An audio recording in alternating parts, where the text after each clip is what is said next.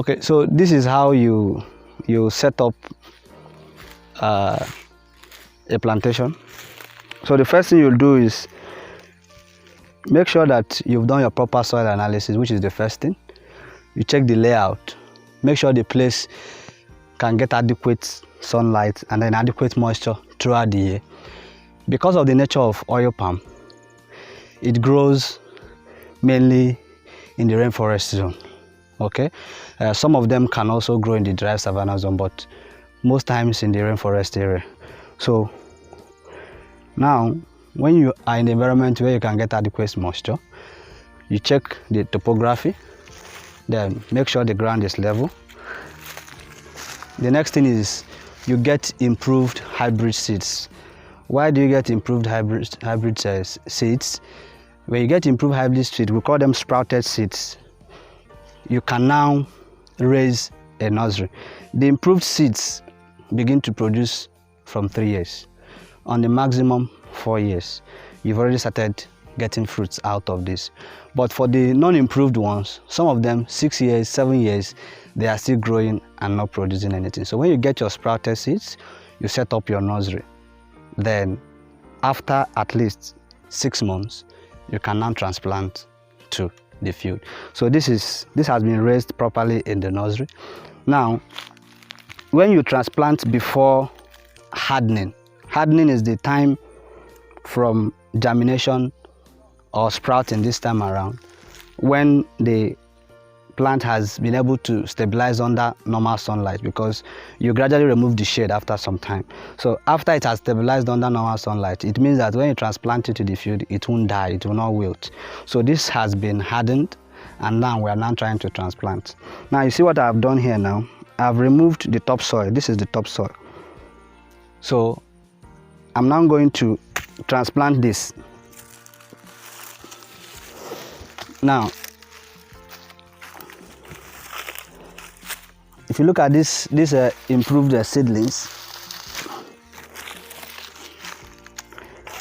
if you look at this improved seedling now, if you look at the base, you see that the base is well established now. So this is what forms the base. So you're going to see how I'm going to transplant it, and then I'll explain to you the reason why sometimes when people transplant wrongly, it causes another delayed growth for another 3 years. So you remove the nursery bag. See, the root system are well established. Like I said earlier, this has been hardened. There's no damage to this. All right, the growing points are all still intact. So now when you want to plant, I will take back my topsoil and use it to form the base of the. Why am I using the topsoil? Because the topsoil is rich in organic matter and still rich in nutrients, so which is better than the subsoil.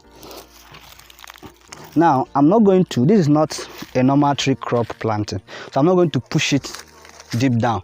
Normally you say, okay, you do 60 by 60 cm, but I'm not going to push this deep down. If I push it deep down and this base goes so much into the soil, it's going to slow the growth of this oil palm by at least another 1 year and 6 months, sometimes 2 years.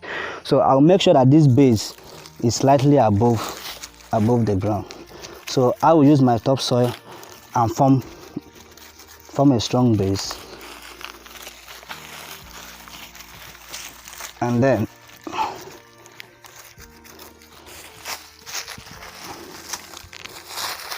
get the topsoil. So I'll make sure that nothing is disturbing the root, that the root is free, that the base of the root is free, so that as it is spreading from here, it's going to expand from here.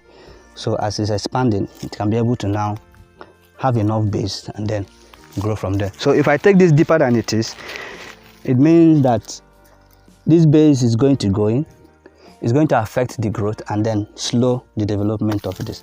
So that's why we approach it in this. So if you are not using sprouted seed, we get sprouted seeds from the NIFO.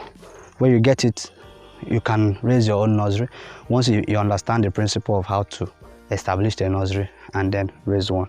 So for oil palm, it takes a long time compared to some other crops, like short-term crops like pepper and all that. So this one takes a long time, it takes quite some level of patience. But if you get it right, you are going to enjoy your oil palm plantation.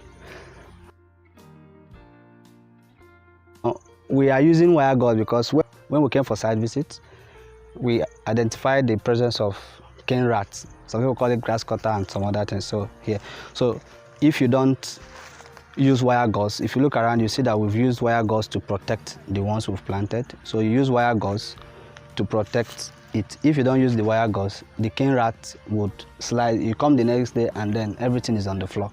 So we are using wire gauze, strong wire gauze, to protect the seedlings for at least 1 year. After 1 year, when they have established very well, you can now remove it. At that point, the cane rat will not attack it again. Now, when you have planted, you've used wire gauze to protect it. You allow the root system to establish. Remember, you are moving it from the nursery to the main field. So you allow the root system to establish for at least 30 days. After that 30 days, you come and apply your urea. Why are we applying urea at this first time? Because urea helps in vegetative growth. So it's going to speed up the vegetative growth of this oil palm. Now, later on, you are still going to apply your NPK for your phosphorus and potassium application, because phosphorus and potassium helps in fruit development. So, but you are going to start with urea first to speed up the growth. Then you're also going to apply your fungicide. So these are all periodic management practices. Then you're also going to make sure that it is either you use your selective herbicide for weeding or you do proper weeding. If you cannot weed around your whole farm, you make sure you weed at least 0.5 meter around the oil palm. That way it reduces competition and makes nutrient available for the root system.